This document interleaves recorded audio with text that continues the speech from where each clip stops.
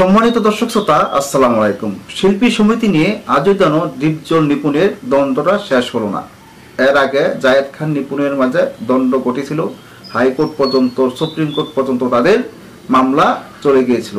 তখন মামলা রিট করেছিলেন জায়েদ খানের বিরুদ্ধে নিপুণ আক্তার। নিপুণ আক্তার সবকিছুই অবসান ঘটিয়ে অবশেষে নিপুণ আক্তারই সাধারণ সম্পাদকের দায়িত্ব পালন করেছিলেন। এবারও নিপুণ আক্তার ডিপজলের সাথে পরাজয় বরণ করেছিলেন। পরাজয় হওয়ার পর মিশা সওদাগর এবং ডিপজল প্যানেল জয়ী হওয়ার পর নিপুণ আক্তার নিজে তাদের গলায় ফুলের মালা দিয়ে তাদেরকে বরণ করে নিয়েছেন এবং ভবিষ্যতে এ নিয়ে আর দ্বন্দ্বে থাকবেন না এমনও কথা বলেছিলেন। আজকে দেখা যাচ্ছে ডিপজল যখন জয়ী হলো, মাস ঘুরতে না ঘুরতেই ডিপজলের বিরুদ্ধে হাইকোর্টে গিয়ে রিট করলেন নিপুণ আক্তার। কেন করলেন, কি কারণ, এটা কিন্তু আজও বুঝে উঠতে পারলাম না। এখানে বলতেছে বোর্ড কেনা হয়েছে, বোর্ড বেচাকিনি হয়েছে।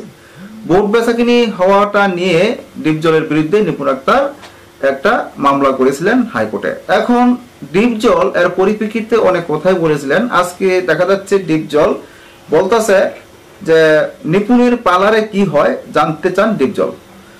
নিপুণের কিন্তু একটা ব্যবসা আছে, আপনারা অনেকে জানেন বা জানেন না। নিপুণের একটা পার্লারের ব্যবসা আছে। সেই পার্লারে নিপুণ কি করেন, এখানে কি কাজ হয়, এটা নিয়ে কিন্তু আবার ডিপজল সাহেব মন্তব্য করেছেন। এখন সেই পরিপ্রেক্ষিতে নিপুণ আক্তার এখন কি বলবেন? নিপুণ আক্তার এখন যে ডিপজল যে কথাটা বললো যে নিপুণের পার্লারে কি হয়, উনি এই সমস্ত কিছু জানতে চান। নিপুণ আক্তারের পার্লার নিয়ে এবং ডিপজল এবং নিপুণের যে মামলা নিয়ে একটি প্রতিবেদন এসেছেন জনপ্রিয় পত্রিকা ঢাকা পোস্ট থেকে। আমরা সেই পত্রিকার প্রতিবেদন আমরা পড়ে আসি, তারপরে বুঝতে পারবো ডিপজল সাহেব কেন এই ধরনের কথা বলেছেন। নিপুণের পার্লারে কি হয় জানতে চান ডিপজল। বাংলাদেশ চলচ্চিত্র শিল্পী সমিতির নির্বাচনে সাধারণ সম্পাদকের পদে চিত্রনায়িকা নিপুণ আক্তারকে হারিয়ে জয়ী হয়েছিলেন অভিনেতা মনোয়ার হোসেন ডিপজল। তাদের দুজনের জয় পরাজয়ের মাঝে ভোটের ব্যবধান ছিল 16। নির্বাচনের পরপরই ডিপজলকে ফুলের মালা গলায় পরিয়ে বরণ করে নেন পরাজিত প্রার্থী নিপুণ। তবে মাস ঘুরতে সুর পাল্টে যায় অভিনেত্রীর। নির্বাচনের অনিয়মের অভিযোগ এনে আদালতে রিট দায়ের করেন তিনি। নিপুণের সেই রিটের প্রেক্ষিতে সমিতির সাধারণ সম্পাদক পদটিতে স্থগিতাদেশ দেন আদালত। পরে ডিপজলের দায়িত্ব পালনে নিষেধাজ্ঞার আদেশ স্থগিত করে চেম্বার আদালত। ফলে শিল্পী সমিতির সাধারণ সম্পাদক পদে ডিপজলের দায়িত্ব পালনের বাধা নেই বলে জানান আইনজীবীরা। শিল্পী সমিতির সাধারণ সম্পাদক পদের এই চেয়ার নিয়ে গতবারও চিত্রনায়ক জায়েদ খানের সঙ্গে দ্বন্দ্বে জড়িয়েছিলেন নিপুণ। এবার জড়ালেন অভিনেতা ডিপজলের সঙ্গে। রীতিমতো কথার লড়াইও জড়িয়েছিলেন এই দুই তারকা। প্রথমে ডিপজলকে অস্বীকৃত বলে মন্তব্য করেন নিপুণ। এর জবাবে নিপুণের পেছনে বড় শক্তি আছে বলে মন্তব্য করেন ডিপজল। দুজনের তর্কের লড়াই এখানেই থামেনি। সম্প্রতি এক সাক্ষাৎকারে এই নায়িকাকে নিয়ে আবারও মুখ খুললেন ডিপজল। তিনি বলেন, নিপুণকে চলচ্চিত্র ইন্ডাস্ট্রিতে এনে আমি ভুল করেছিলাম। আমার এখন মনে হয় আমি ভুল করেছিলাম, তাকে আমি আর চিনি না। ডিপজল বলেন, শিল্পী সমিতির চেহারে টাকা পয়সা বলে কিছুই নেই, এটা একটা ইজ্জত। আমার নির্বাচন করার ইচ্ছে ছিল না, তবু নির্বাচন করলাম, কারণ গতবার অনেক অনিয়ম দেখেছি, যে কারণে এবার সাধারণ সম্পাদক পদে নির্বাচন করলাম।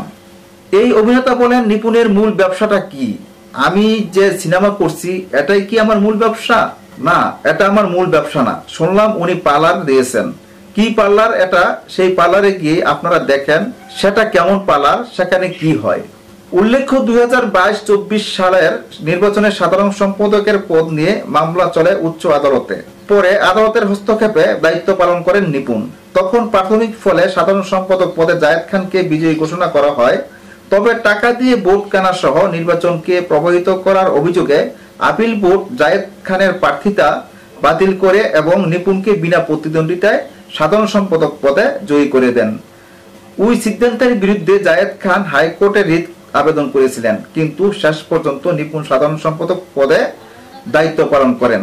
সম্মানিত দর্শক শ্রোতা, আপনারা প্রতিবেদনও দেখেছেন যে নিপুণ আক্তার এবং ডিপজলের যেই এক দ্বন্দ্বটা, এবং গতবারও একটা দ্বন্দ্ব হয়েছিল, এইবারও সেই দ্বন্দ্বে জড়িয়েছেন ডিপজল এবং নিপুণ আক্তার। এখন ডিপজল সাহেবের সাথে, ওনার সাথে নিপুণ আক্তারের এমনটা করা উচিত হয়নি, যেহেতু উনি নিজেই ডিপজল এবং মিশাকে ফুলের মালা দিয়ে বরণ করে নিয়েছেন। আজ এই পর্যন্তই। খোদা হাফেজ।